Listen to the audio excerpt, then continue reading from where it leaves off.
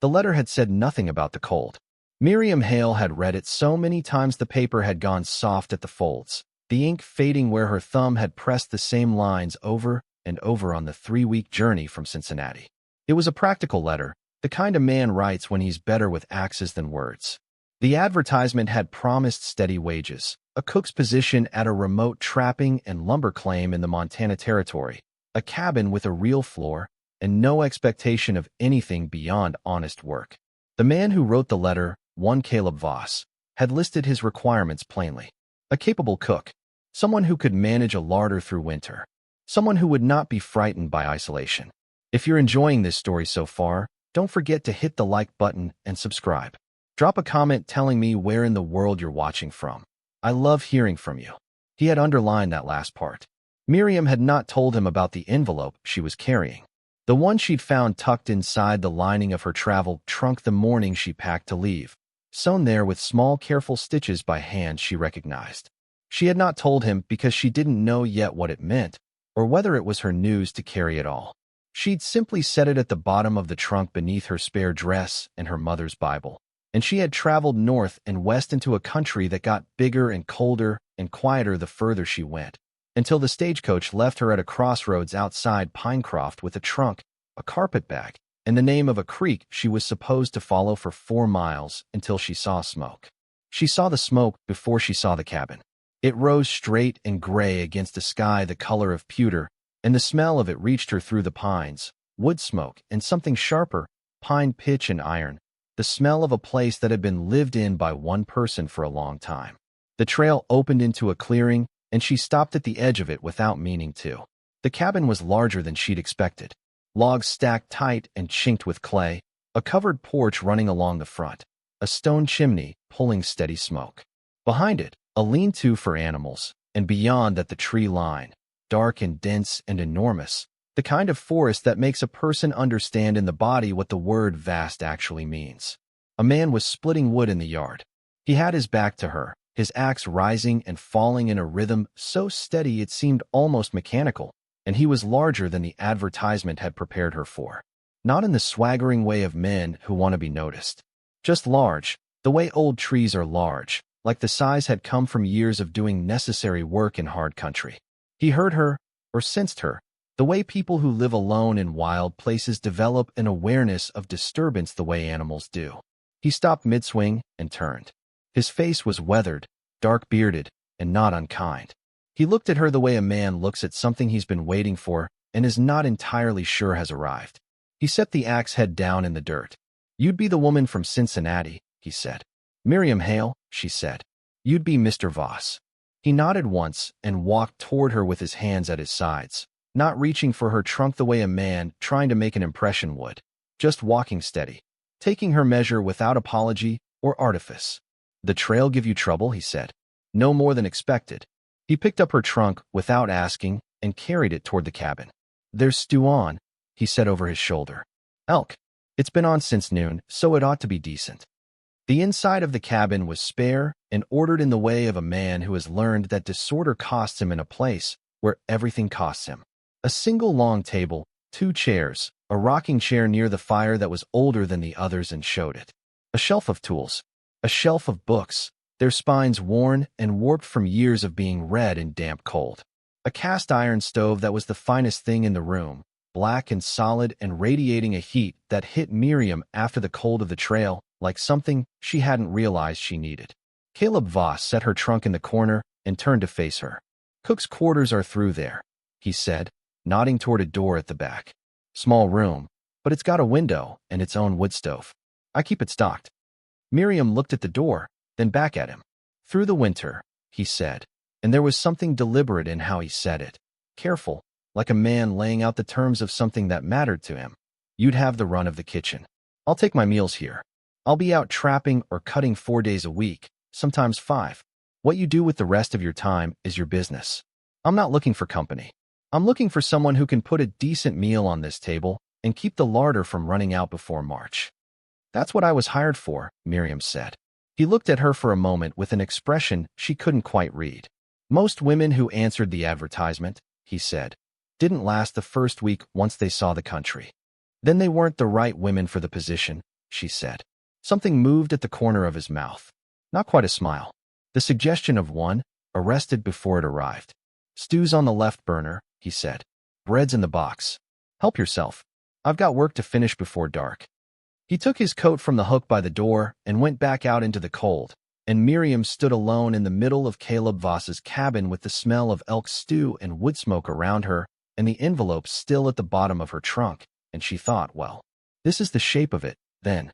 She learned the cabin the way she learned any unfamiliar kitchen, by moving through it slowly, opening the right things before she needed them.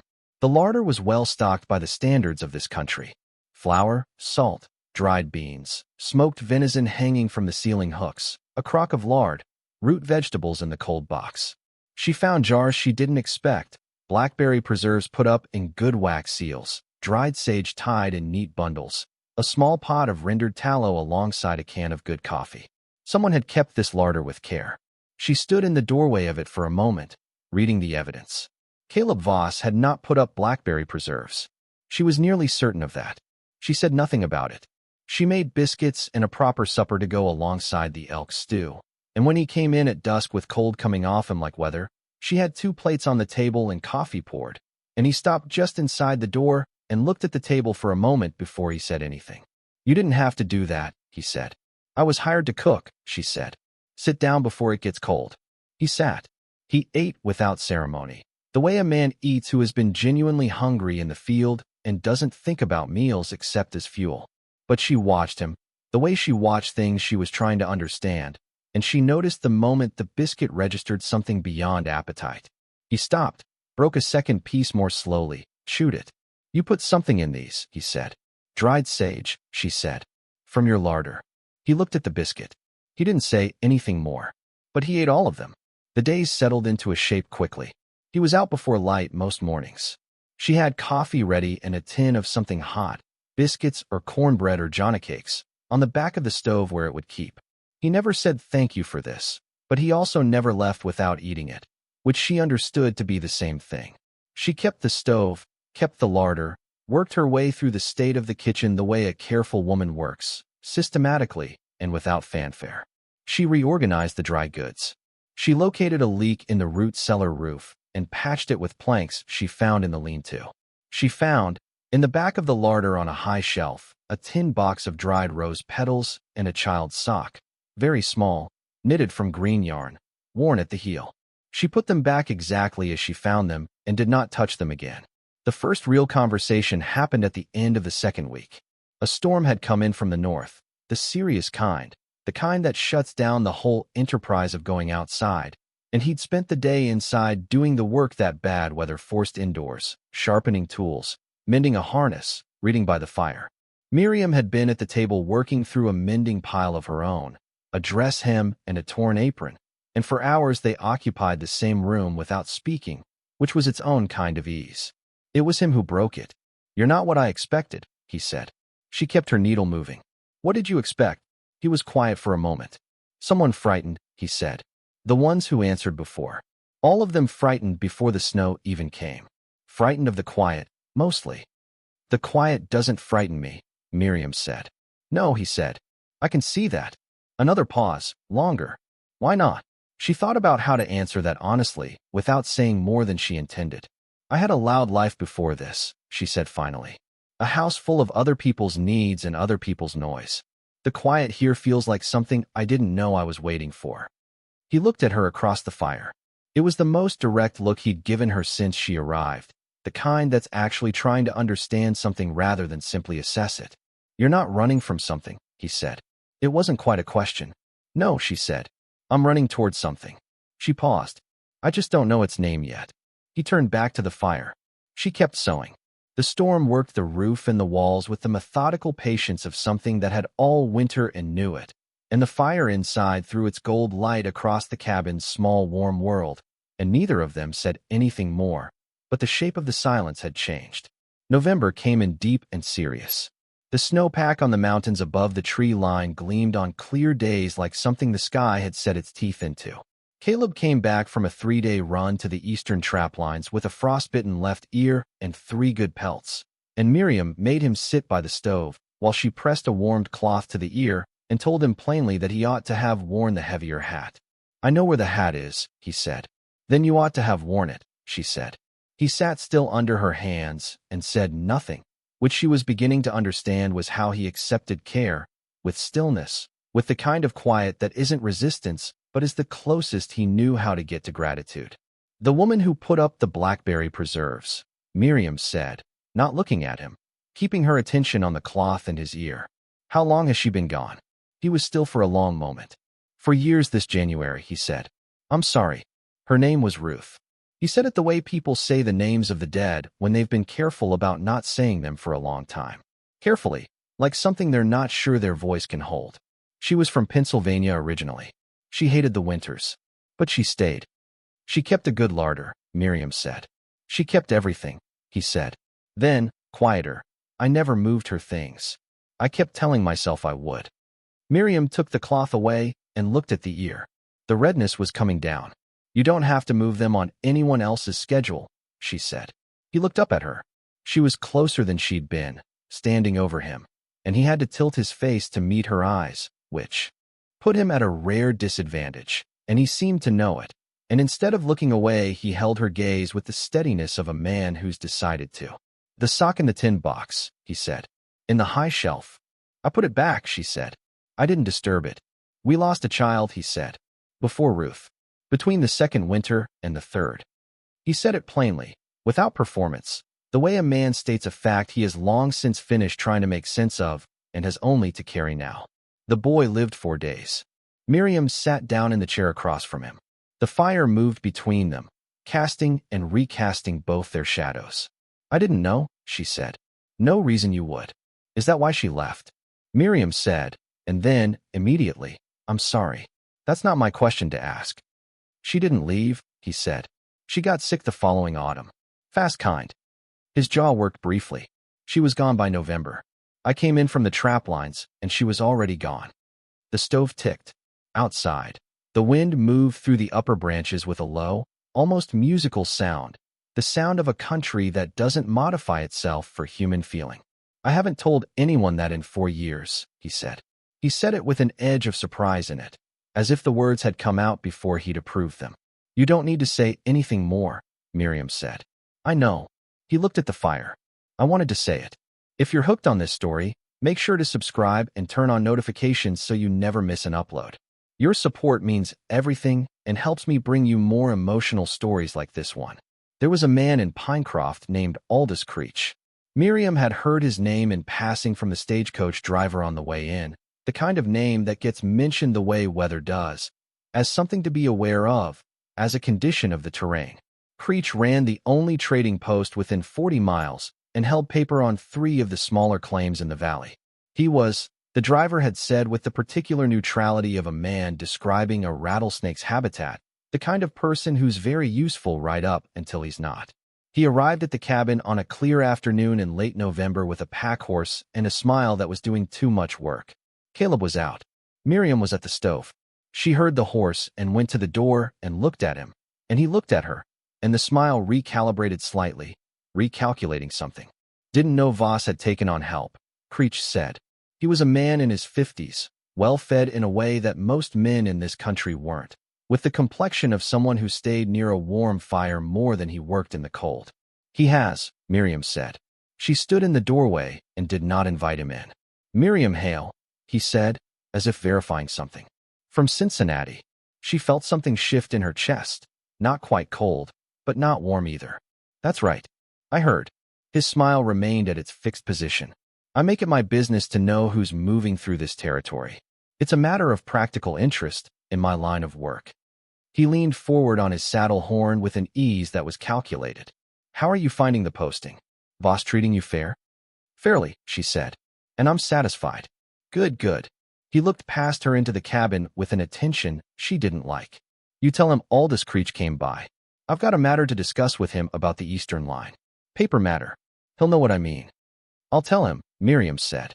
She did not ask him to wait. He rode out of the clearing without urgency, as if he had all the time available to him, and Miriam watched him go and then went back inside and stood in the middle of the kitchen for a moment, thinking. When Caleb came in at dusk, She told him about Creech before she said anything else. She told him what was said and how it was said, the exact way, without editorializing.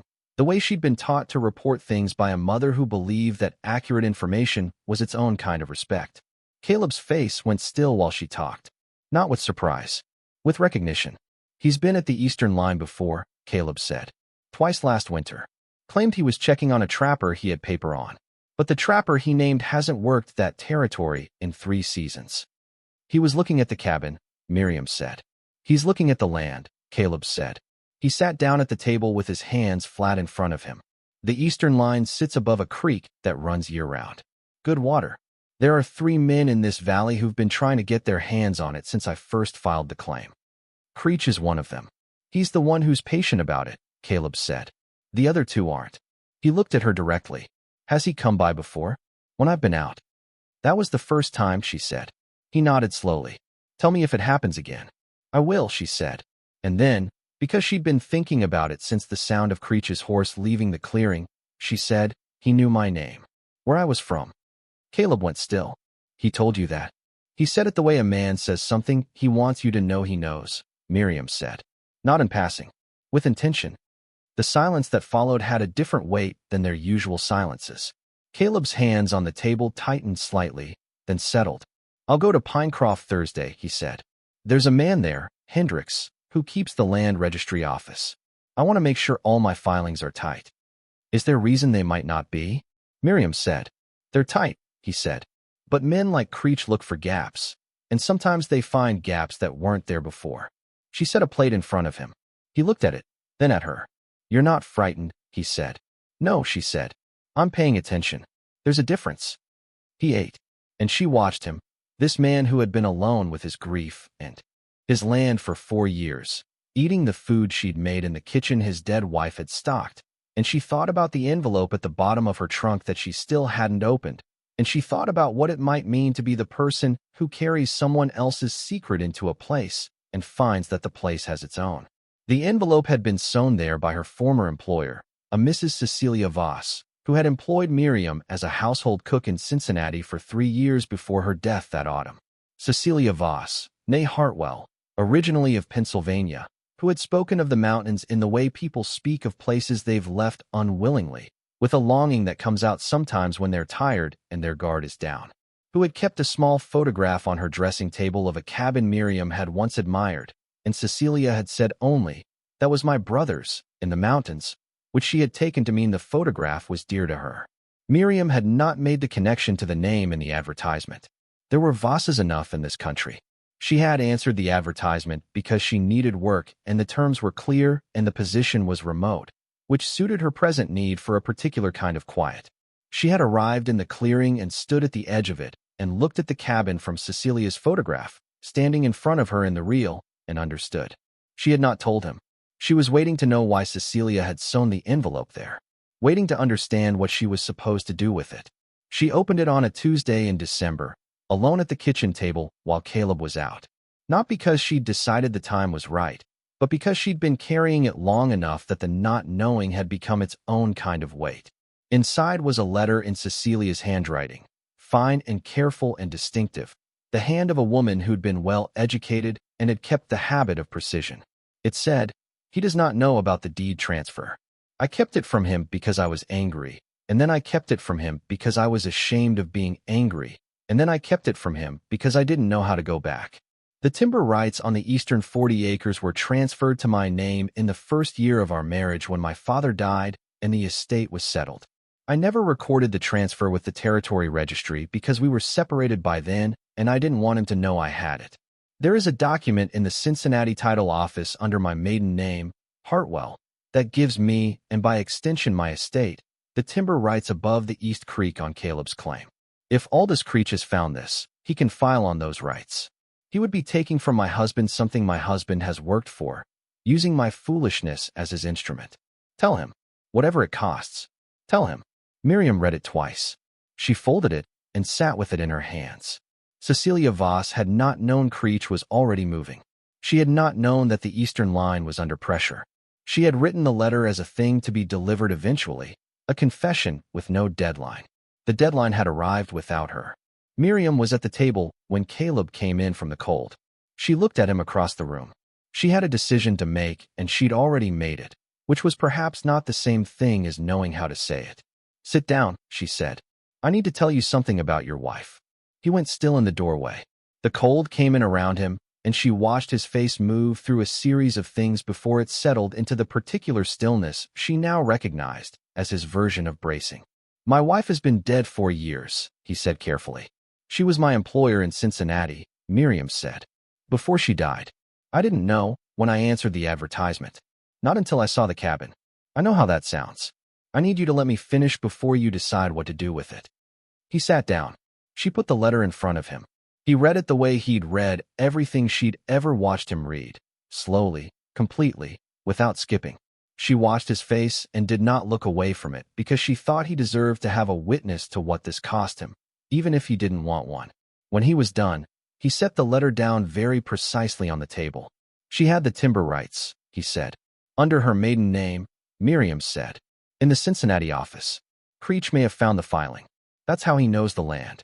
That's what he's been working toward." Caleb sat very still. "She kept it from me," he said. Not with bitterness. With something quieter than that. The sound of a man understanding the shape of a grief he thought he already knew. "She was ashamed of it," Miriam said. "She said so. She had a right to be angry," he said. He looked at the letter without touching it. "We'd been separated 2 years before she died. I never tried to find her. I told myself it was because she'd left, but the truth was I didn't know how to be the kind of man who could go after her. I let the distance do the work I wasn't doing." He was quiet for a moment. "She died in Cincinnati. I didn't know until 3 months after." "She spoke of the mountains," Miriam said. "She kept your photograph." He didn't say anything. The fire worked at the wood with its old and different industry. "She sent you," he said finally. "She did this the way she did everything. Not straightforward. Sideways. She must have known she was dying, and she couldn't say it plainly, so she sewed an envelope into the lining of a stranger's trunk and hoped the stranger was paying attention." "I was paying attention," Miriam said. He looked at her. The firelight between them moved. Something had shifted in the room in the way rooms shift when something large has been said. Out loud, and the air has to accommodate it. "If Creech has found the Cincinnati filing," Miriam said, "he could contest your rights to the eastern timber before the spring thaw, before the season starts." "Hendricks," Caleb said. He was already thinking ahead. She could see it, the particular forward lean of a man who has absorbed a blow and is moving through it rather than waiting it out. "If I get to the territory office before Creech does with the Hartwell filing, I can transfer the rights into my name through the estate. Cecelia's gone without heirs. I'm the surviving spouse. I have standing. How fast can you get to Pinecroft? If I leave at first light, I can be there by noon." "Then go at first light," she said. He left before dawn with the heavier hat on and the letter folded in his coat pocket. Miriam stood on the porch and watched his lantern disappear into the trees, and then she went in and kept the stove and waited the way she had learned to wait, with her hands busy and her mind clear, in the manner of someone who has accepted that certain outcomes can only be met, not hurried. He came back in the late afternoon of the following day. She knew from the sound of his horse that things had gone as they needed to go. There is a particular quality to the way a man rides. When he's carrying good news, he doesn't know how to announce. He came in and hung up his coat and sat at the table. She put coffee down. "Hendricks pulled the file," he said. The Hartwell deed had been there for 11 years. No one had ever moved on it. Creech had inquired about it 2 weeks ago, but hadn't filed yet. He wrapped both hands around the cup. "I filed the transfer this morning. It's recorded. The Eastern timber rights are in my name." "Good," she said. He looked at her across the table. "You could have waited," he said.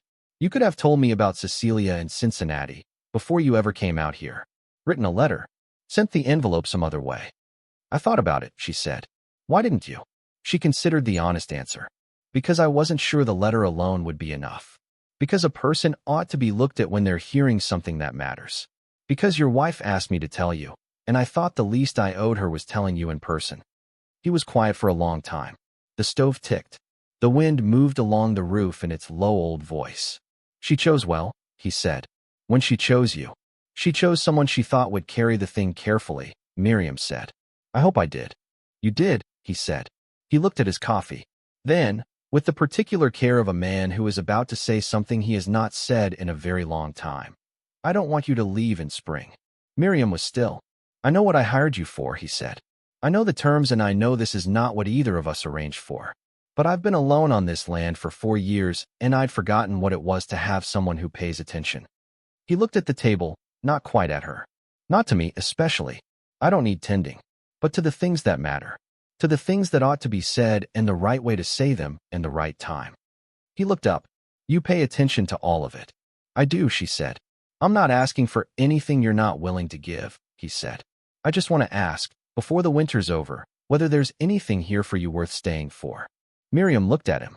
She thought about Cincinnati, about a house full of someone else's noise and someone else's needs. She thought about Cecelia Voss pressing dried rose petals into a tin box she'd kept on a high shelf because she didn't know how to go back and fix what she'd done, but she'd kept the roses. She thought about the envelope sewn into a trunk lining with small, careful stitches by a woman who was running out of time and had one more thing to set right. She thought about the cabin and the clearing, the permanence of it, the way the log walls held the cold out and the warmth in, the way the land lay around it like something that had decided to be here and intended to stay. There's something here worth staying for, she said. She said it plainly, without decoration, the way truth fits better in plain language. I don't know yet what shape it will take, but I know it's here. He nodded once. The lines around his eyes shifted, not quite a smile, but the real version of that arrested thing she'd seen in the first week, the version that had arrived. They sat with their coffee as the December dark came down outside, pressing close against the windows, held back by the light from the single lamp and the good heat of the stove, and from somewhere deep in the trees, a long way off, came the low call of an owl settling into its night, and the cabin held them both inside it with the simple, sufficient warmth of a place that knows what it is. By February, the thing between them had a name, though neither had spoken it. It lived in the way he came in from the cold and looked for her before he looked at anything else. In the way she had learned his silences and could read them the way she read weather, knowing when he was tired and when he was troubled and when he simply wanted to be in the same room without talking. It lived in the evenings by the fire when he read aloud sometimes from the shelf of books, his voice low and unhurried, and she listened with her mending, and the snow built itself against the window glass, and the world outside was nothing but dark and white and cold. He asked her on a clear March morning with the first real light of the changing season coming through the east window and hitting the table between them. He asked it the way he did most things. Without ceremony, without preamble. Directly. She said yes the same way. They were married in Pinecroft by the circuit judge on a Thursday in April, with the mud of the thaw on. Both their boots and the creek running loud with snow melt down the hill. Hendricks from the land registry office served as witness. The woman who ran the trading post brought them each a piece of spice cake afterward in the street and said, without irony, that it was about time somebody made Caleb Voss look like that. Miriam looked at him while the woman said it. He was looking at her. They drove back to the cabin in the late afternoon with the peaks above the tree line, still carrying their winter white, and the meadow grass already showing its first thin green, the color that comes before you expect it, when the ground has been warming longer than the air admits. The horses knew the way. The road was familiar. The clearing opened in front of them, and the cabin sat in it the same as it always had, solid and low and holding its smoke straight. It looked like what it was. It looked like home. She kept the tin box on the high shelf in the larder. She put fresh rose petals in it each summer, the wild kind that grew along the creek bank in July, dark red and short-lived and fragrant in a way that filled the whole room when you opened the tin. She didn't move the child's sock. It belonged there, with the roses, with the things that had been carried carefully by people who were doing the best they could with what love gives you to carry. Caleb never asked her to move it. He understood, the way he'd come to understand most things about her, without her having to explain. One evening in the second summer, they were sitting on the porch watching the last light go from the western sky, the peaks going pink and then gray, and then the particular blue that precedes dark in mountain country. He had his hand over hers on the porch rail, not holding it, just resting there, the simple companionable weight of it. Cecelia would have liked you, he said. I liked her, Miriam said. She was precise about the things that mattered and careless about the ones that didn't. That's a good way to be. She'd be glad, he said, that you're here. That the land is straight. All of it. Miriam looked at the peaks. She thought about the envelope at the bottom of the trunk and the long road into the mountains, and the smell of wood smoke on a cold trail, and the moment she'd stood at the edge of the clearing and recognized what she was looking at. She sent me the right direction, Miriam said. The rest was just paying attention. He was quiet for a while, his hand warm over hers. You always pay attention, he said. So do you, she said. When it matters. The dark came in from the east the way it always does in that country, slowly and completely, filling the spaces between the trees first, and then the clearing, and then the sky above the peaks, and they stayed on the porch together until the first stars appeared, which is the way evenings go when you have nowhere else to be and no reason to want to be anywhere else, when the work of the day is done and what you've built is around you, and the person beside you is exactly the person you want. Beside you, and that is enough, and more than enough, and everything. Thank you so much for watching until the end. If you love this story, check out the other videos on your screen now. I think you'll really enjoy them. And don't forget to subscribe if you haven't already. See you in the next story.